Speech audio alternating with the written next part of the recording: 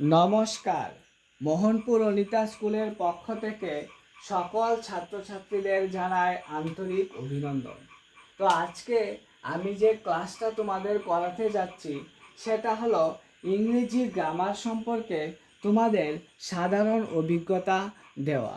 অর্থাৎ যখন আমি কোনো একটা অঞ্চলে পড়াতে যাই, দেখা যায় অধিকাংশ ছাত্রছাত্রী ইংরেজি গ্রামারে দুর্বল থাকে। তাই তাদের বড় ক্লাসের যে ক্লাসগুলি করানো আমার পক্ষে খুবই অসুবিধা হয়ে যায়। তাই তোমরা যদি আজকে মনোযোগ সহকারে এই ক্লাসটা করার চেষ্টা করো, তাহলে অবশ্যই ইংরেজি গ্রামারের সাধারণ ধারণা সম্পর্কে তোমাদের একটা অভিজ্ঞতা হয়ে যাবে। তো আজকে যে আমরা প্রথম করাচ্ছি সেটা হলো ল্যাঙ্গুয়েজ বা ভাষা কাকে বলে।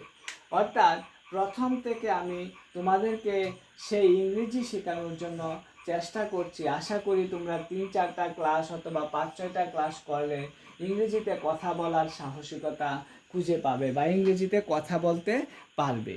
ঠিক আছে? তো ফার্স্ট আমি বোঝাচ্ছি ল্যাঙ্গুয়েজ বা ভাষা কাকে বলে।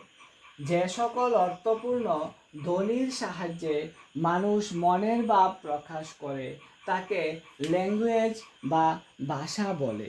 তোমরা অবশ্যই মনোযোগ সহকারে শুনবে। যারা ইংরেজির মাধ্যম আছো তাদেরকে বলছি, with the help of the meaningful sound pupil express their thought it is called language.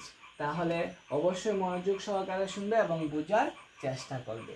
তাহলে ল্যাঙ্গুয়েজ কাকে বলে আমি বাংলাতে এবং ইংরেজিতে দুভাবেই তোমাদেরকে বুঝিয়ে দিলাম। এবার ভাষার পরে আসে ইংরেজি গ্রামার আমরা কেন শিখব বা ইংরেজি গ্রামার কাকে বলে। হ্যাঁ, যে বই পাঠ করে ইংরেজি ভাষার নিয়মকানুন জানা যায় এবং ভাষা শুদ্ধ রূপে বলতে ও লিখতে পারা যায় তাকে ইংরেজি গ্রামার বলা হয়। ঠিক আছে? ইংরেজি গ্রামার কাকে বলে তোমরা সুন্দরভাবে বুঝে নেবে এবং এই বোর্ডটাতে যা লেখা আছে আশা করি বইয়ে লিখতে চেষ্টা করবে।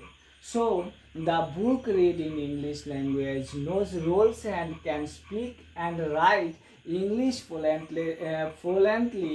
Grammar is called English grammar. ঠিক আছে? যারা ইংরেজির মাধ্যমে আছো তারাও বুঝে নেবে। তাহলে ল্যাঙ্গুয়েজ কাকে বলে, তারপর হলো ইংরেজি গ্রামার কাকে বলে। ল্যাঙ্গুয়েজের পরে এসেছে গ্রামার, গ্রামারের পরে এসেছে লেটার বা বর্ণ।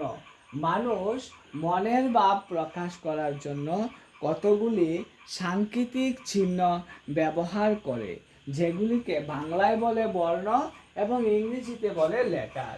যেমন আমি একটা এরো চিহ্ন দিলাম, তাহলে তুমি ওই দিকে বুঝছো। তাহলে আবার আমি যদি উপরের দিকে একটা এরো চিহ্ন দিই তাহলে তুমি উপরের দিকে বুঝবে। অর্থাৎ মানুষ মনের ভাব প্রকাশ করার জন্য যে সকল সাংকেতিক চিহ্ন ব্যবহার করে সেগুলিকে বাংলাতে বলা হয় বর্ণ এবং ইংরেজিতে বলা হয় লেটার। তাহলে বর্ণ কাকে বলে সে সম্পর্কে তোমরা জেনে গেলে এবং লেটার কাকে বলে সে সম্পর্কেও জেনে গেলে। Pupil use some symbols to express their thought, that is called letter. ঠিক আছে? তাহলে লেটার কাকে বলে আমি ইংরেজি মাধ্যমের জন্য বুঝিয়ে দিলাম। লেটারকে আবার ইংরেজিতে লেটার থাকে 26টি এবং বাংলাতে বর্ণ থাকে 48টি। ঠিক আছে? তোমরা অবশ্যই মনোযোগ সহকারে দেখবে। ইংরেজিতে বর্ণ থাকে অর্থাৎ লেটার থাকে 26টি এবং বাংলাতে থাকে 48টি। বাংলায় লেটারকে অর্থাৎ বর্ণকে দুই ভাগে ভাগ করা যায়, একটা হলো স্বরবর্ণ এবং একটা হলো ব্যঞ্জন বর্ণ। ইংরেজিতেও দুই ভাগে ভাগ করা যায়, একটা হলো কি ক্যাপিটাল লেটার এবং একটা হলো স্মল লেটার। ঠিক আছে? তাহলে ক্যাপিটাল লেটার স্মল লেটার সম্পর্কে আমাদের জানা হলো। এবার আমি বলছি ইংরেজিতে এ ই আই ও ইউ এই পাঁচটাকে একসঙ্গে বলা হয় বাওয়েল। ঠিক আছে? তাহলে তোমাদের যদি বলা হয় বাওয়েল কাকে বলে, তাহলে তোমরা নিশ্চয়ই দিবে ইংরেজি বর্ণমালার এ ই আই ও ইউ এই 5টি লেটারকে একসঙ্গে বলা হয় বাওয়েল। এবং কনসোনেন্ট কাকে বলে, ইংরেজি বর্ণমালার ভাওয়েলগুলি বাদে অন্য যে সকল লেটারগুলো রয়েছে তাকেই বলা হয় কি কনসোনেন্ট। তাহলে ভাওয়েল কাকে বলে কনসোনেন্ট কাকে বলে সে সম্পর্কে আমি তোমাদের জানিয়ে দিলাম। ভাওয়েল কনসোনেন্টের পরে আসে ওয়ার্ড। ঠিক আছে? ওয়ার্ড মানে হলো শব্দ।